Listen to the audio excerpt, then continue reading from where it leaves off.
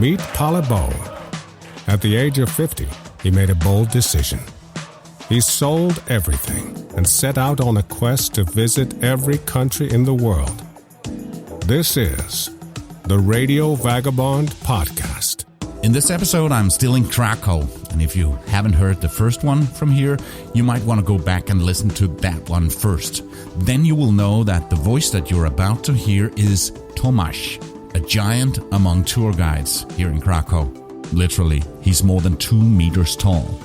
After the free walking tour in the old town, I speak to him, and before I let him go, we had to talk a little bit about FIFA World Cup that was taking place in Russia at the time of my visit. Poland was already eliminated, and now it was time for my own team to play an all-or-nothing match. Today is Sunday, and I was speaking a little bit about Croatia before, and today I'm not a fan of Croatia. Because we're playing football tonight, and it's gonna be hard. And I'm not talking about Poland in the football. No, don't mention that. So I know Croatia. Actually, know that they are tough, definitely. And with Poland, it was like previous 4 years, they were somehow good for Poland. And suddenly, I think we're gonna have a hard night. but surprises have happened before. I only hope that I can find a sports bar to watch it. Thank you so much. Thank you. So, all the best, and fingers crossed today for the match. Yes, for you. Thank you very much. Thank you. This episode is brought to you in part by Hotels25.com. It's a website that helps you find the best prices on hotels and guest houses and hostels around the world in one simple search. Hotels25.com. You are listening to the Radio Vagabond, your guide to taking that first step towards living a more fulfilling and adventurous life. If Palebo can do it, why can't you? I did actually manage to find a great sports bar close to Krakow Square that showed the match from the FIFA World Cup between Denmark and Croatia. Croatia up against Denmark, but one of those flags will be folded away for a few years after tonight. Which one will be making and already in the first minute, Denmark gets in the lead. And the shot is put towards goal and turned in. Jørgensen, what a start for Denmark inside the opening minute. But 3 minutes later, and turn back in for the equaliser, Mario Mandzukic. What a start for both of these sides. So 1-1 after only 4 minutes. We go into extra time. It's level at the end of 90 minutes. And this was a score until the end. So the two teams had to go into overtime. Chance here to win it perhaps. Badel taken down by Jørgensen and cleared away. It has to be a penalty. Luka Modric up against Kasper Schmeichel. If he scores now, Croatia have 1 foot in the quarterfinals of the World Cup. My heart was racing as Croatia gets a penalty kick. It's saved by Schmeichel! But our goalkeeper, Schmeichel, saves it. And we will go to penalties in Nizhny Novgorod. And then it all had to be decided with 5 penalties for each team. Both teams have taken 4 penalties in this shootout. Both have only scored twice. And it's saved by Subasic! And Croatia know that if they score their next penalty, they are through. And he's done it! Croatian celebrations. Danish despair. It was all over for Denmark. And it was so close. It could have gone either way. The bar was full of English supporters who were all helping me cheer for Denmark. So I told them that I'll be back every time England would play. And you can look forward to hearing about that and hearing them sing later in this episode. And there was actually also a few Croats in the bar. So we were cheering together and I congratulated them with the win of the match. But I must admit, I was a little bit disappointed. You can see a great photo of me with a Croat on the radiovagabond.com. Travel is possible at any age. Your sense of adventure is just over the horizon. So, reach out and grab it.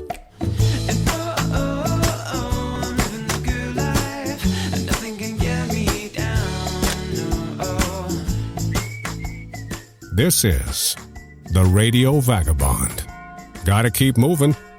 Ladies and gentlemen, if you are here actually for Jewish tour, we move to shade, right? So please move just a little bit.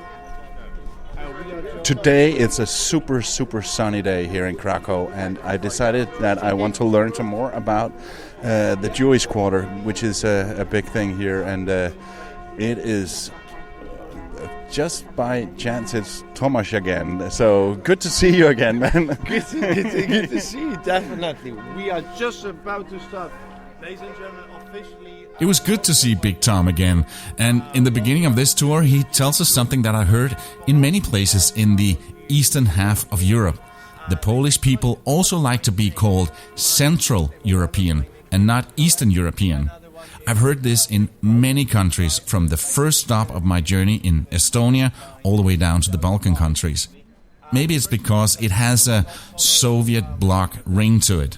But Thomas asked the group to come closer as he's speaking about this, and says in a quieter voice, so no Polish person would hear him, that he feels is a bit of bullcrap. In his opinion, this is Eastern Europe.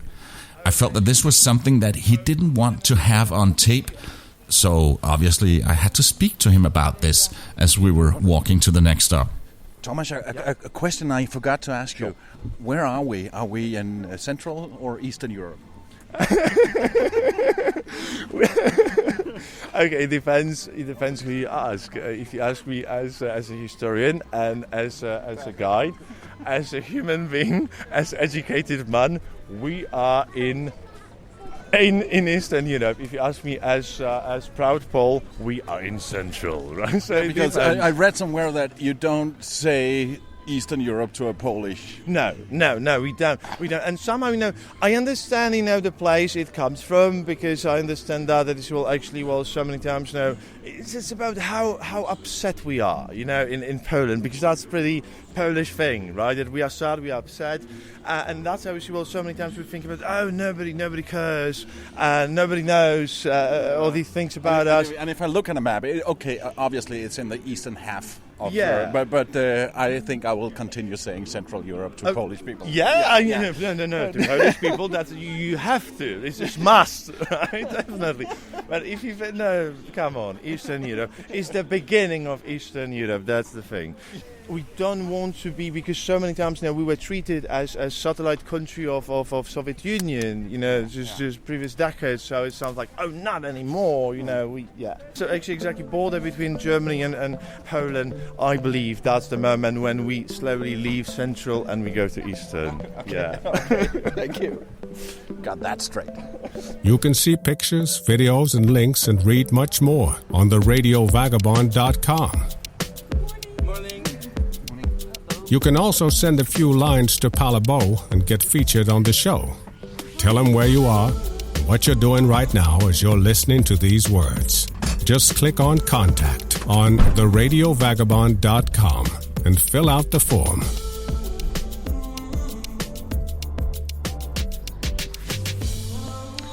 I'm about an hour's drive outside of Krakow now. I'm very close to the historical gate where it says Arbeit macht frei.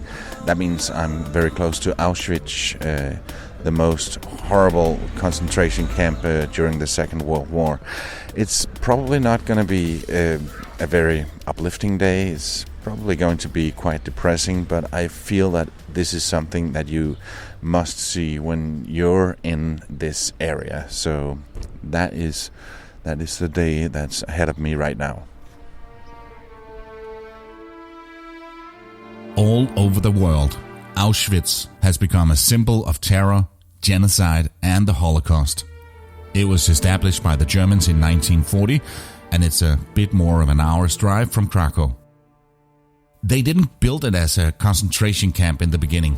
The camp was established as the fact that the mass arrests of Poles were increasing beyond the capacity of the existing local prisons.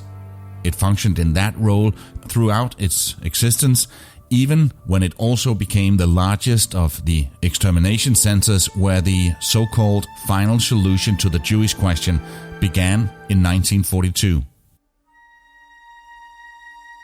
The first and oldest part was the so-called main camp, later known as Auschwitz I, which was established on the grounds and in the buildings of a pre-war Polish barracks. The number of prisoners here were around 15,000 at one time, sometimes rising above 20,000. The second part was the Birkenau camp, also known as Auschwitz II, about 3 kilometers away from the main camp. This was the largest part of the Auschwitz complex, and this is where the greater part of the gas chambers and crematoriums for the mass exterminations were built. So the first prisoners were Poles, but from 1942, the vast majority of those sent to Auschwitz were Jews. Throughout the existence of the camp, the authorities there treated the Jews with the most ruthless and often quite refined cruelty. The German SS men regarded a Jew's life as the least valuable of all. To the greatest possible extent, Jews fell victims to starvation, cold, hard labor, constant harassment and abuse, and various kinds of extermination operations. So we're now at the back of the camp. You can see the end of the line. Originally it was just empty space here. No more barracks, no houses, nothing except for the big crematorial gas chambers, which are identical, just symmetrical to each other. The Nazis blew them up trying to destroy the evidence. So all they wanted to destroy was the evidence of the mass extermination, of killing in such a scale. Auschwitz served as the largest Nazi center for the destruction of the Jewish population of the European countries occupied by and allied to the Third Reich. The majority of Jews who arrived in Auschwitz, at least 1.1 million people, including more than 200,000 children and young people, were killed in the gas chambers immediately or soon after arrival. As the victims were never buried here. The biggest stone over there symbolizes the crematorium chimney. The stones in front of it, some people, maybe family. Because this is just a symbolic way of commemoration. It's the whole area. It's like a big memorial.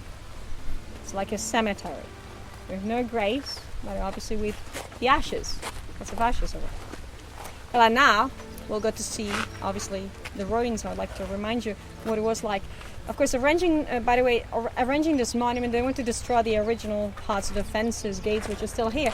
They even saved the trees, as most of the trees were originally planned to make those crematoria invisible. Well, let's just go back. Admission to the grounds of the Auschwitz-Birkenau Memorial is free of charge. The entry card should be reserved on visit.auschwitz.org. I got a link in the show notes. For better understanding of the history of Auschwitz, I recommend that you visit with a guide. And if you're a group of more than 10 people, like we were, it's also recommended that you rent headphones that are wirelessly connected to the microphone of the guide. Like I expected, this was a depressing visit. But I am a big fan of keeping history alive in order for us never to forget. That's why I went, and that's why I recommend anyone to go.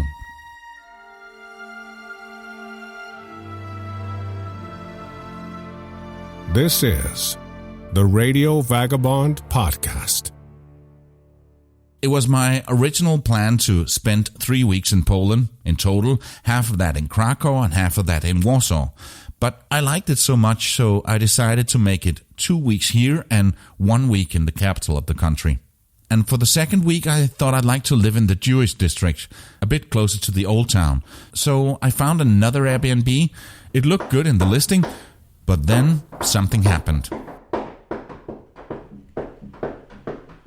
As I'm sitting here in my second apartment in Krakow, as you can hear in the background, it's a bit noisy, and it's not perfect because I'm working with sound. I'm editing another Lego podcast, and it's kind of annoying, all this background noise. And I'm on the 5th floor, and they are renovating the whole building. There's a scaffold outside, and they even taped my windows with plastic. So the windows are quite new, and they put plastic over them, so I can't open the window. I can't get onto my balcony, and they are hammering and putting up new plaster on the building. It's going to look nice, but it's not the perfect conditions. In fact, I feel that it would be only fair if the host had told me this before I booked it.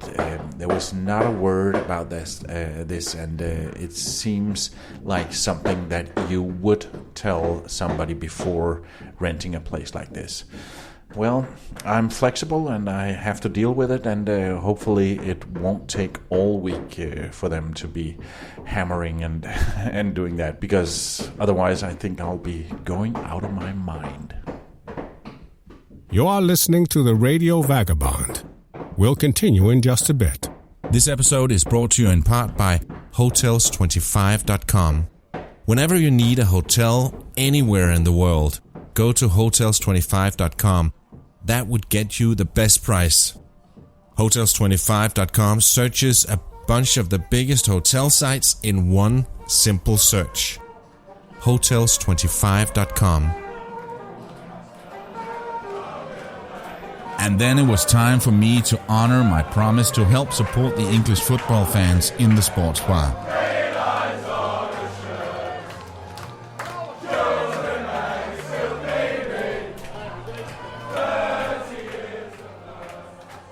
One thing I didn't take into account when I made that promise was that they were playing against my brother country, Sweden.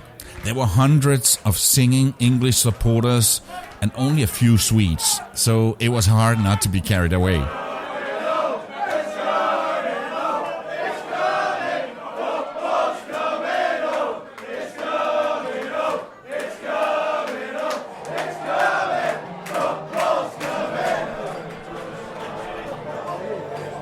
Right here in Krakow, I found a pub where all the English people are showing up every time there's a football game, and even more so when it's England playing. And just right now, it's England-Sweden in the quarterfinals of the World Cup, and everybody's standing up now. I think it's God Save the Queen now.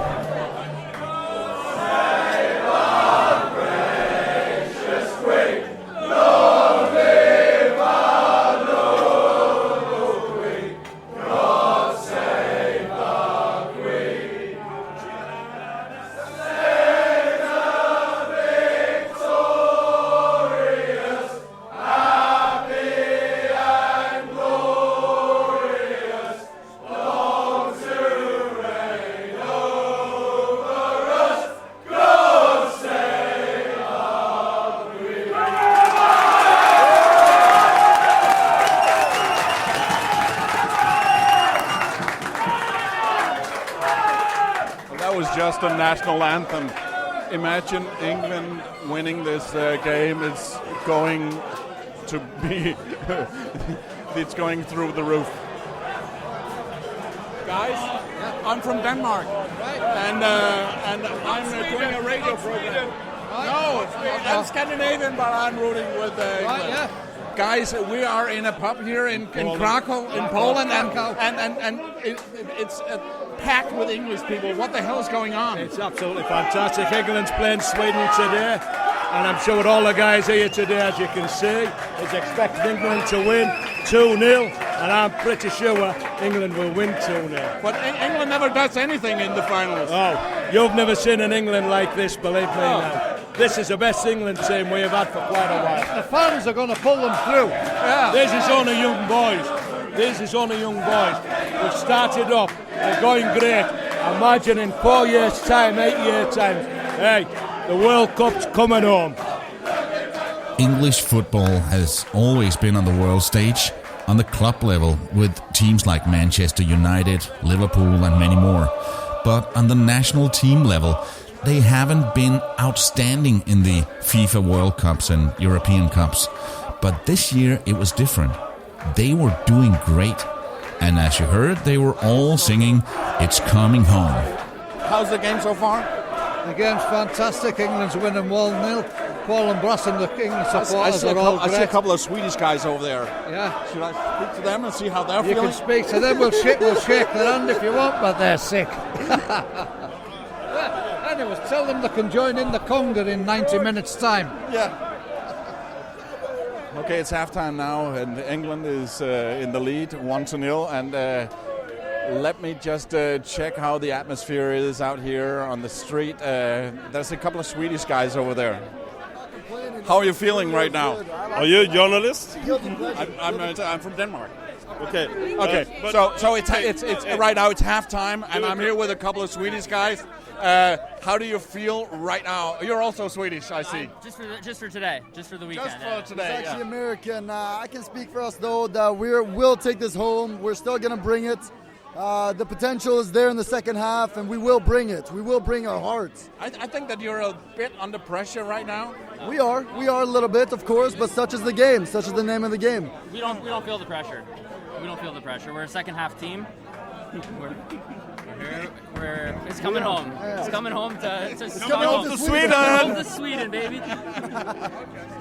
So many English people here. Yeah, we got cajoles. We got balls.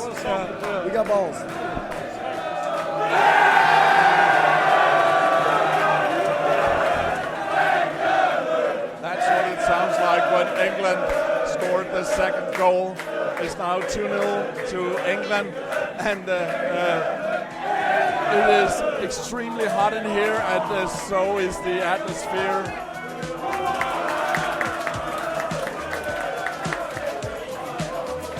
But it didn't last. A few days later, when I was back at the sports bar, England was eliminated.